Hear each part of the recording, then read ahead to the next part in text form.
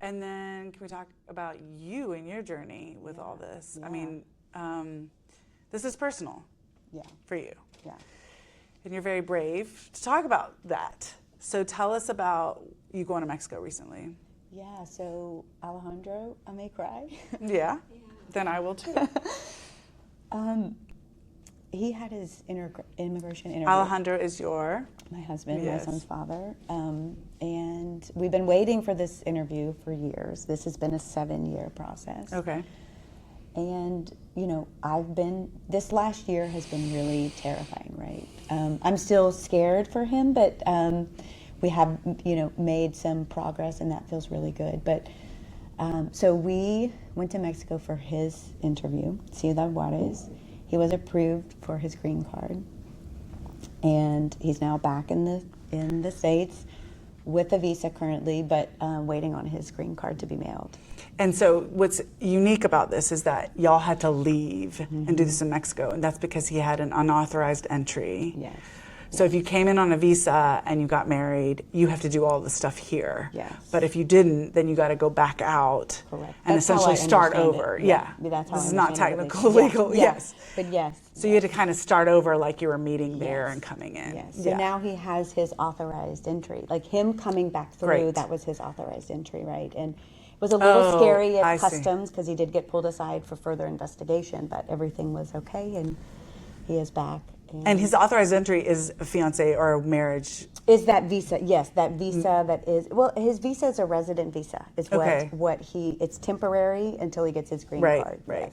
Yes. Yeah, we had a lot of those. And how long is that? Because I remember in my family, that was like a 7-year process sometimes. Ours was 7 years as well. But even from attempt to a green card. From us filing, like, so I filed my petition for him. I think it's called I-160. From that filing, it was about 7 years to now, to green card. Okay. Yes. And he won't get in trouble if he goes to court or anything for his actual green card part. He shouldn't. I mean, we are seeing individuals that have green cards get detained. You They are? are, yes. And citizens. We are seeing them be able to get out of detention. But I mean, it's still a fear. I Right. still carry that fear. Sure. But I have less fear now. Can I ask you one last question, Yes. even though Michelle's got something else she wants us to say? Okay. I'm not as brave as Ashley, but I'll talk about it. What I have wondered, and I probably have asked you, but what I've wondered is I've watched you get more and more active and lead in all this work when the crisis, when basically a crisis happened and everyone started organizing, and you were part of that, and folks were organizing before that, obviously, is how do you do that despite being personally afraid? Because I'm not going to lie, personal fear does get in the way of what actions I feel like I want to take, and I know that in my family too. So, what makes you so bold? I don't think anything special makes me bold, but I don't.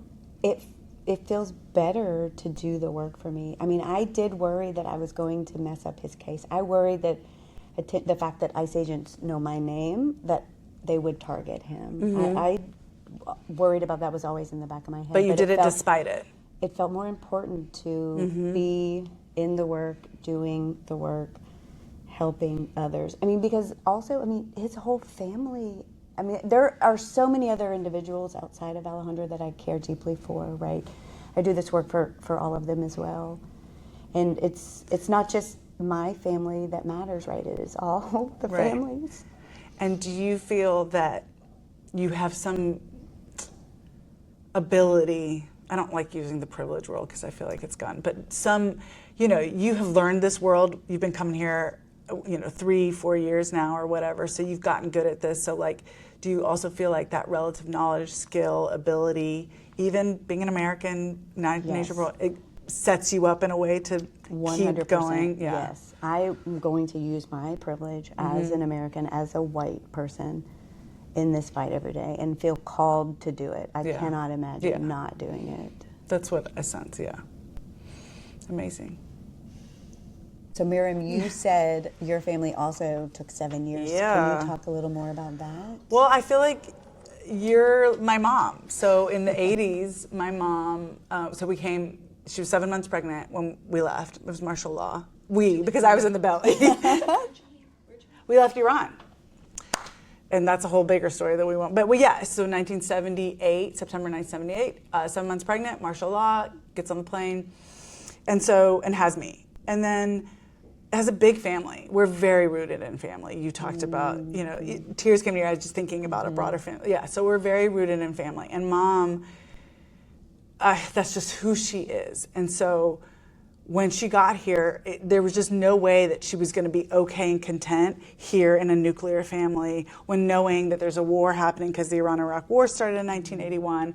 All the boys were going to be on the front line. They would put little boys on the front line to like blow up the mines. So there's just no chance in hell that they were going to let all my little cousins stay there. So she just started writing these really choppy English letters to the senators. Amazing. And we have them, they're typewritten. Oh my gosh. Yeah, and then she was like, if you hear her talk about this, she's like, there were no, like, immigration lawyers didn't even exist. But there was one guy in Nashville, and she would What just. was his name? I don't Do you remember. She knows exactly. Does he still practice? I don't even know if he's around. But I remember she was like, I would call him at like 4 o'clock in the morning because people were landing or whatever. And so this guy like in Nashville in 1980, whatever, is trying to help this family come over. So she did that we had at least 3 families, 3 of my cousins stay in our house for 6 months, when they came. So I'm the eldest, so I remember running down the hallway, seeing them, and then they would transition to a home and start building their life. And we were each other's lifelines for food, for jobs, for cars, for all the things you need to start in a new country. And she did that for 10 years, and 2 families couldn't make it in because the war had progressed. And so what you do is you get them out of Iran, you get them into Europe, and then you hopefully get them over here. And so the embassies in Europe started like black Xing people to come to the United States. So I remember one of my cousins, the families, her brothers went to Brussels and I think Amsterdam and maybe a third embassy, just looking for an American embassy to let them in, and they all were not allowed in. And so one family grew up in Canada, and the other one had to stay in Iran. How are they doing? Well, eventually they came. And he was the youngest brother of my mother's family of 7, and he passed first. And he had body Lewy dementia, and I can't help but wonder if there was something related to because he would talk about the war in the last years of his life, and he would talk about things that were happening outside in Nashville that he felt like he was there during. So that's how. So mom was you or something. When did your mom become a citizen, or is she a citizen? Yeah, so they did it. So it was easier. It was. I don't know if you know this, but back in the 80s and stuff, it was much easier. Yes. So Dad had an American company he was working for, I believe. Dad was educated here and everything, and actually went back to Iran before the revolution to work for an American company in Iran. Oh wow. So they were going to do Is that how they met, your parents? Yeah. So yes, exactly. And Mom was also working for an American accounting firm in Tehran, which is wild. And then, so they got it pretty easy. They came here, he was working for a company, they got their stuff. And then our mom And then did. she was able to sponsor some of your family Yes. members? Okay. Yes, exactly. And that now It's hard. takes 20 years if you want to sponsor a family member. Right. Like a sibling or a... Right. It takes up to 20 years, I've heard. Right. So I think it was much easier earlier on, and then now I think the last brother took forever and ever and ever. And then you have to be here a certain amount of time, and you have to, all this stuff. You have to show all this stuff, and it's really hard. So, yeah, that's the story. And I tell you what, none of my generation, so there's the first generation and the second, is unaware or ungrateful of that every day. You know what I mean? Like, it's just very powerful. So this may be a weird question, but a lot of individuals, like in your family's case, are actually don't Helping. agree with what's happening now with the way in which immigrants are coming to the United States. Right. Like, do you have how do you feel about that? Like, do you think? Yeah. Like, did you have family members that Oh say yeah, things? and I think that there is a phenomenon that when you get here and you make it, you close the door. Forget about the You rest. close the door. Yeah. There's a phenomenon of there's a lot of things psychologically going on. I've thought about this on and off, but not in depth recently. But one of the things I thought about was people love America because you can make it, right? And we see people doing that. And when you make it, it takes such sacrifice that it's almost like no one else should make it without that level of sacrifice, right? Yeah. We heard that in the election and all that stuff. So that hustle and like I built this and like no one else should have it easy, right? Yeah. And then also like I don't want this place to change that gave me all that opportunity. So immigrants can change it. And I think that there's that going on, I've heard in people's things. And then there's the like, I got here through a job. I got here through studies. There's legal ways. You got to do it that way. And so I think there's that. And then maybe just like, floodgates were open too big, too wide for too long. Those are I think 4 or 5 that come around the immigrant community after they establish themselves, Because I've heard Alejandro say, Alejandro's been here for 21 years. Yeah. And that's a whole nother, him going back to Mexico, he hadn't seen his brother or sister in over 21 years, and so that was really emotional. But I have heard him say, it's the immigrants that have just come here that are messing it up for the rest of us, right? I mean, it's just, we have to blame somebody else instead of looking at the real issue. And 100%. Yeah. 100%. Yeah. There's a difference between me and that person. I don't know, it Right. varies, whatever that definition. And I don't want to like unvalidate that. That's coming from somewhere. That's something of significance for people emotionally, and maybe getting to the core of what that is more helpful than like, look, you separating yourself is not gonna save you, or or whatever. Right. But yeah, there's some emotional thing going on there. Like, I did it. This was hard, and I assimilated.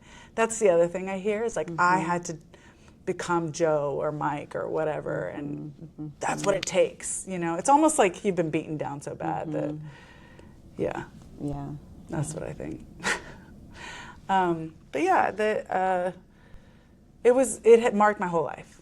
It marked my whole life in the best way, because I live with complexity. I lived with complexity, and the gratitude I think that we all live with is the third generation that's not there, but the second generation, it's in our bones. I saw the picture, like you posted of like the whole family. Yeah. I feel like that was amazing. That's the third generation. That's the third generation. Yeah, that's 20 little cousins. Yes. Yeah, they don't have that same, Yeah. they didn't see that struggle. Right. And it's a real one. It's a real one. So yeah, everybody that you're doing that for will remember it. I will tell you, on my dad's 80th birthday, we asked people to provide videos, and he got them from places we never imagined, of like, you're the reason I'm in this country, and I'm so grateful for you. And like stories I had never heard before. Wow. You're the reason I did this in this country. Like a lot of immigration stories that they're grateful to him. And everyone was kind of quiet about it, hustling, trying to get ahead. And then like at his 80th, they sort of were like, the one. And I'm sure you're that for a lot of people. So maybe you wait till you're 80th to hear the story. Okay, I love you. Thanks Love for the you combo. too. Thank you, ladies.